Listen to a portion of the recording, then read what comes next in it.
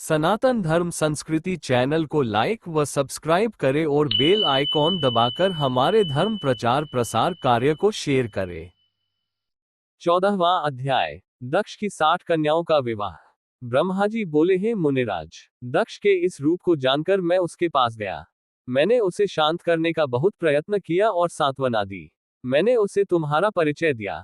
दक्ष को मैंने ये जानकारी भी दी कि तुम भी मेरे पुत्र हो।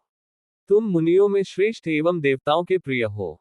तत्पश्चात प्रजापति दक्ष ने अपनी पत्नी से 60 सुंदर कन्याएं प्राप्त की। तब उनका धर्म आदि के साथ विवाह कर दिया।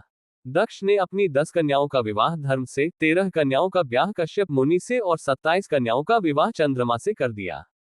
दो भूतागिरस और कृशाश्व को और शेष 4 कन्याओं का विवाह तार्ध्य के साथ कर दिया।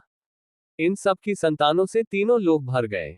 पुत्र पुत्रियों की उत्पत्ति के पश्चात प्रजापति दक्ष ने अपनी पत्नी सहित देवी जगदम्बिका का ध्यान किया। देवी की बहुत स्तुति की। प्रजापति दक्ष की सपत्नीक स्तुति से देवी जगदम्बिका ने प्रसन्न होकर दक्ष की पत्नी के गर्भ से जन्म लेने का निश्चय किया। उत्तम मुहूर्त देखकर दक्ष पत्नी ने गर्भ धारण किया। उस समय उनकी शोभा बढ़ गई। भगवती के निवास के प्रभाव से दक्ष पत्नी महामंगल रूपिणी हो गई। देवी को गर्भ में जानकर सभी देवी देवताओं ने जगदम्बा की स्तुति की। 9 महीने बीत जाने पर शुभ मुहूर्त में देवी भगवती का जन्म हुआ। उनका मुख दिव्य आभा से सुशोभित था। उनके जन्म के समय आकाश से फूलों की वर्षा होने लगी और मेघ जल बरसाने लगे। देवता आकाश में खड़े मांगलिक ध्वनि करने लगे। यज्ञ की बुझी हुई अग्नि पुनः जलने लगी। साक्षात जगदम्बा को प्रकट हुए देखकर दक्ष ने भक्ति भाव से उनकी स्तुति की। स्तुति सुनकर देवी प्रसन्न होकर बोली, हे प्रजापते, तुम्हारी तपस्या से प्रसन्न होकर मैंने तुम्हारे घर में पुत्री के रूप में जन्म लेने का जो वर दिया था वह आज पूर्ण हो गया है। ये कहकर उन्होंने पुनः शिशु रूप धारण कर लिया तथा रोने लगी। उनका रोना सुनकर दासियां उन्हें चुप कराने हेतु वहां एकत्र हो गईं।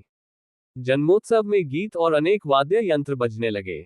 दक्ष ने वैदिक रीति से अनुष्ठान किया और ब्राह्मणों को दान दिया। उन्होंने अपनी पुत्री का नाम उमा रखा। देवी उमा का पालन बहुत अच्छे तरीके से किया जा रहा था। वह बालकपन में बहुत सी लीलाएं करती थी। देवी उमा इस प्रकार बढ़ने लगी जैसे शुक्ल पक्ष में चंद्रमा की कला बढ़ती है। जब भी वे अपनी सखियों के साथ बैठती, वे भगवान शिव की मूर्ति को ही चित्रित करती थी। वे सदा प्रभु शिव के भजन गाती थी, उन्हीं का स्मरण करती और भगवान शिव की भक्ति में ही लीन रहती। ओम नमः शिवाय, ओम नमः शिवाय, हर हर भोले।